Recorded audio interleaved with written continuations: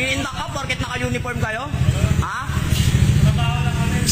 Viral sa social media ang video na ito ng komprontasyon sa pagitan ng mga pulis at ilang residente sa kahabaan ng Barangka Drive sa Mandaluyong. Nag-ugat yan nang sitahin ng mga nooy nagpapatrolyang pulis ang pagve-vape ng mga lalaki sa tapat ng isang car wash.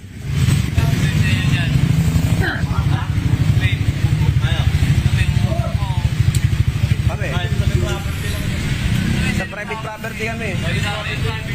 Ito. Nasanong ba kayo? Oo. Maya-maya, humantong na ang sagutan sa paghamon ng isa sa mga lalaki. Di ba? Sasabihin nila magalang daw sila nakipag-usap from the start. Pabalang nga sila magsalita eh. Ganyan kasi mga ugali ng mga fraternity nila. Yung mga samahan nilang bugok. Mga salot sa lipunan, mga sinumpanan ng mga pamilya nila, mga hindi mahal ng mga kamag-anak nila. Kaya sila ganyan. Yan kasi mga ugali nila eh. Mostly marami na ako na-encounter na ganyan eh. Kinausap mo lang ng maayos, pabalang magsalita. Kala mo hawak nila ang Pilipinas kung makapagsalita eh.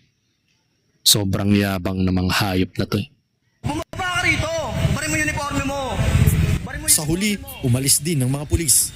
Sa isa pang video na nakalap ng National Police Commission o NAPOLCOM, kapansin-pansing walang mga suot na pang-itaas ang mga car wash boy na nakaalitan ng mga pulis. Labag yan sa Safer Cities Initiative ng DILG. Kung ikaw ay nakausap ng ating kapulisan, hindi naman lisensya yun na bastusin mo ang taong naka-uniforme.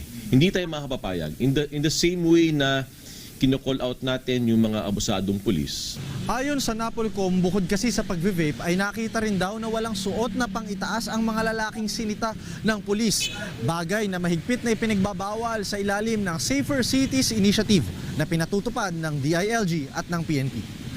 Naalala ko tuloy itong si Norman Mangusin kung paano niyang bastos-bastosin ng mga kapulisan, mga kaplastik. Hindi na nila nire-respeto yung mga tao doon. Kaya yun, nagresulta po sa pagkakakulong, unjust vexation, mga kaplastik.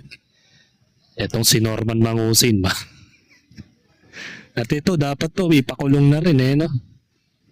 Tapos takalan to. Bigyan ng 100 sa ulo. Sa ulo dapat ang talo. Ayon naman sa manager, nagulat daw siya sa gulong kinasangkutan ng kanyang mga tauhan.